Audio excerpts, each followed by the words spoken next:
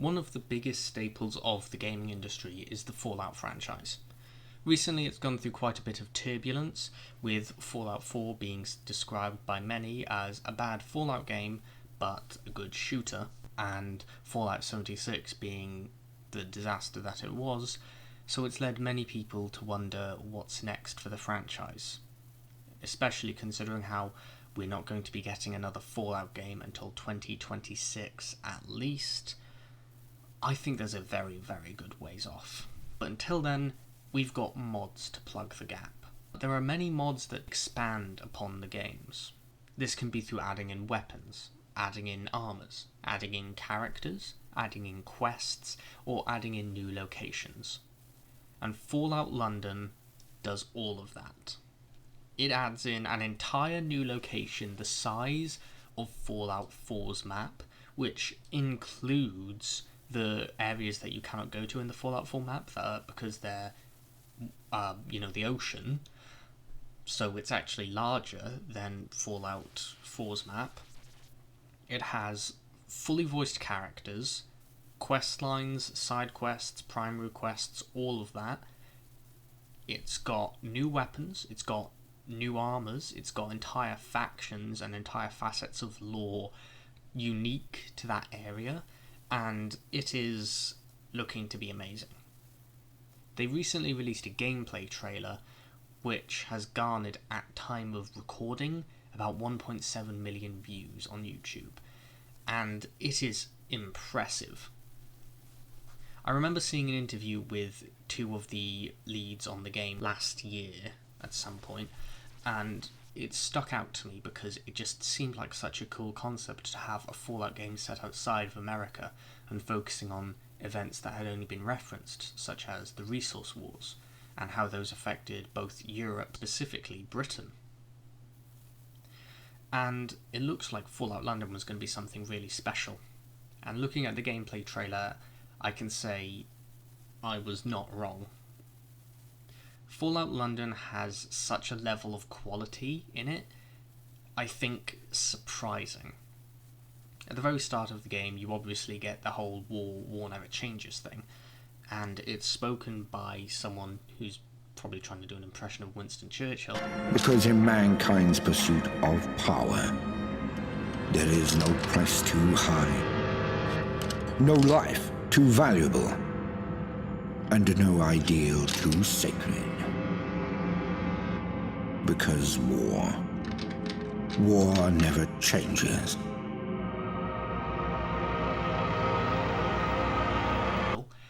And the background are concept art pieces from the game, or what I assume are concept art pieces, and they look so high quality, you could honestly fool someone into thinking that this was like an actual Bethesda release rather than a mod.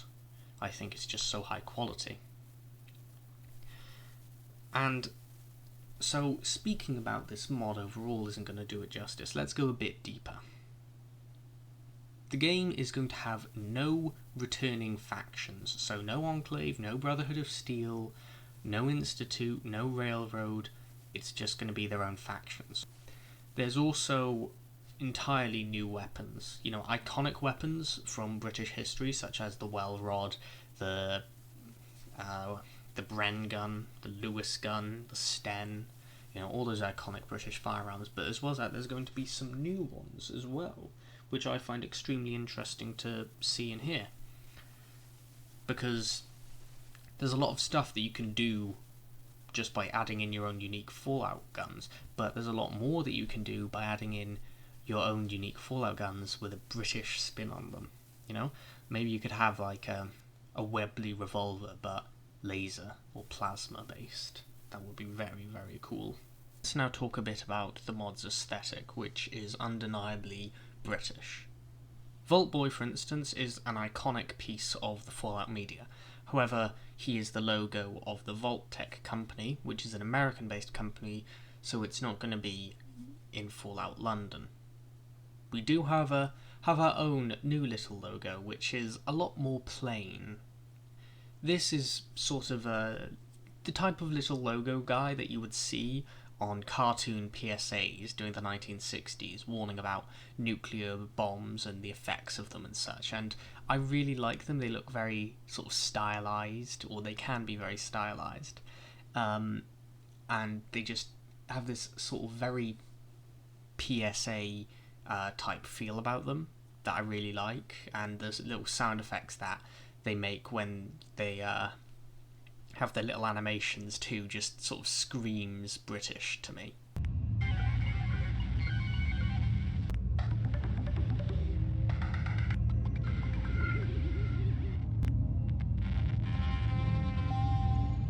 Looking at it, it's just so British, which may be a turn off for some people.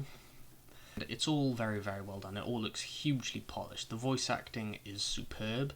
It helps that the first two voices you hear are two very known actors and voice actors. The first two voices being that of Colin Baker, the 6th Doctor, and Sylvester McCoy, the 7th Doctor, both from Doctor Who. By the way, if you haven't heard the audiobooks for either of these two, I would highly recommend them. But that's not where the Doctor Who references end, since in the interview that I saw, the two leads said that around London there were going to be some police boxes that you can go into, and the outfits of the Doctors would be in some of them. So that's another cool Easter egg for people to go around and find.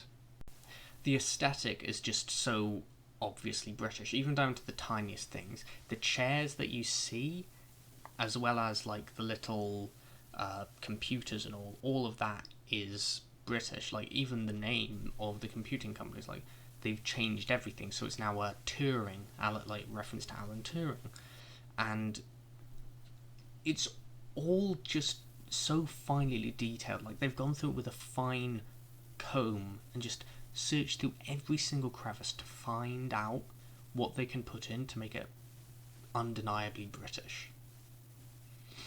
Their website also reveals a good few things about, about what they're doing and about what their vision for the mod is as well.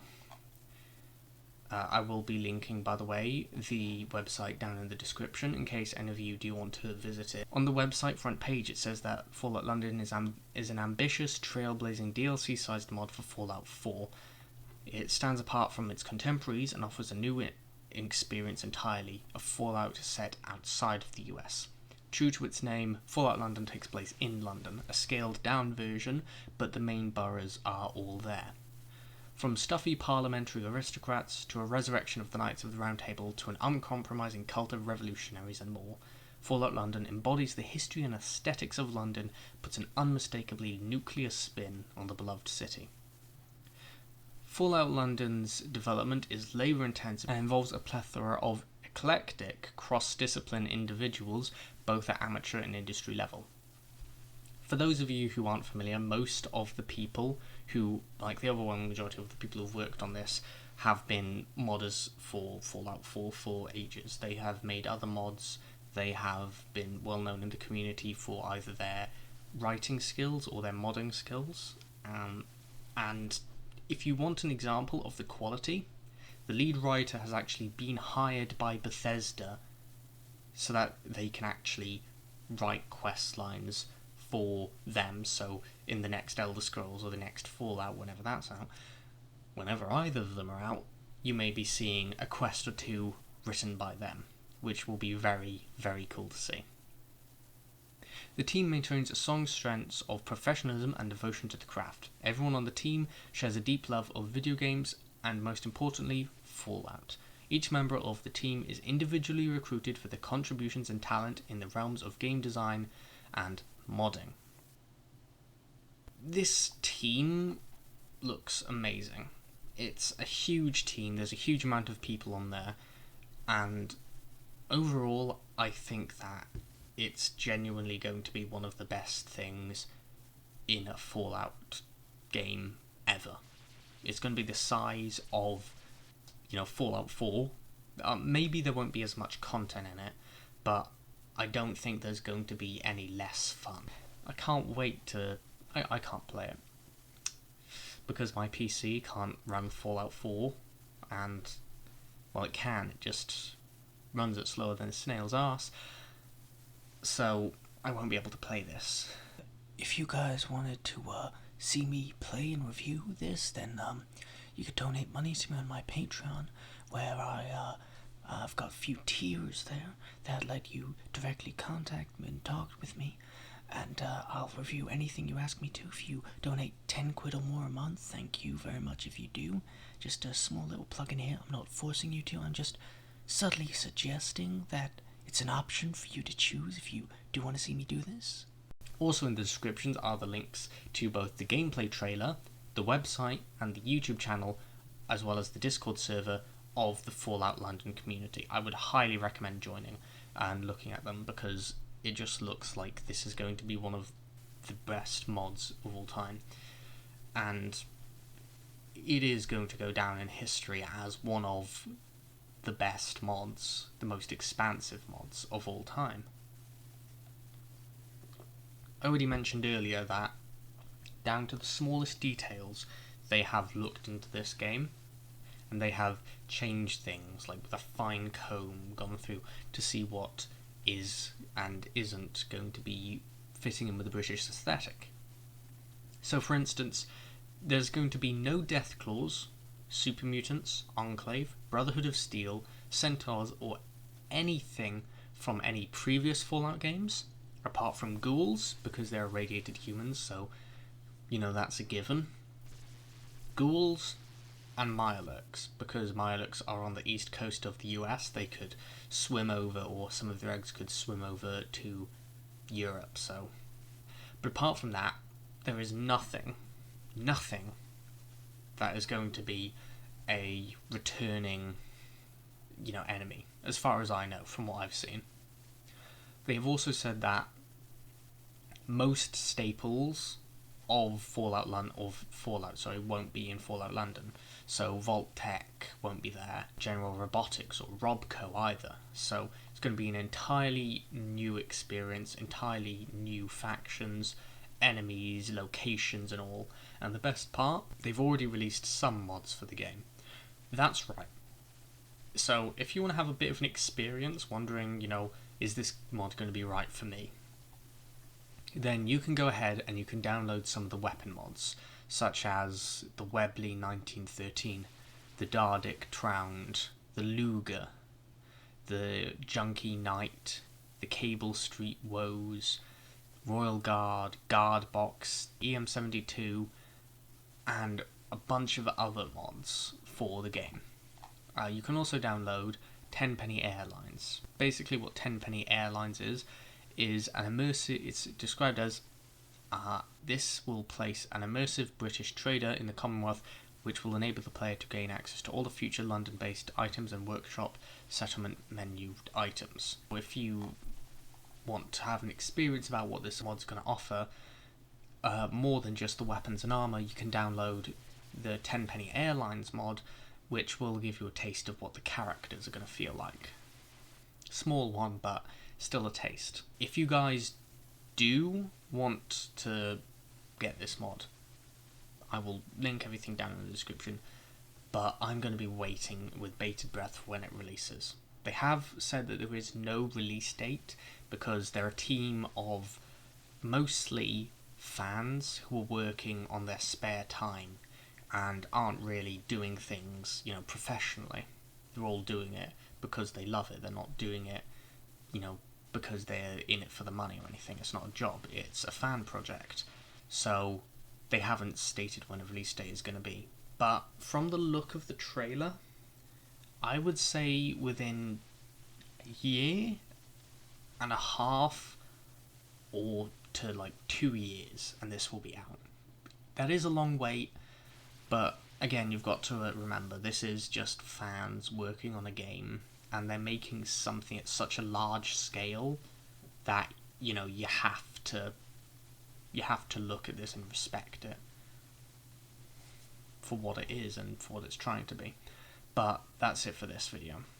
Links to everything Fallout London based are in the description, as well as my Patreon in case you guys do want to donate to get me a new PC so I can review this mod when it's out. Thank you guys very much. But, that's all for this episode. So please do like and subscribe if you enjoyed this. I'm going to have more news, more updates, more videos out. And I'll hopefully see you guys in the next one. Love yous.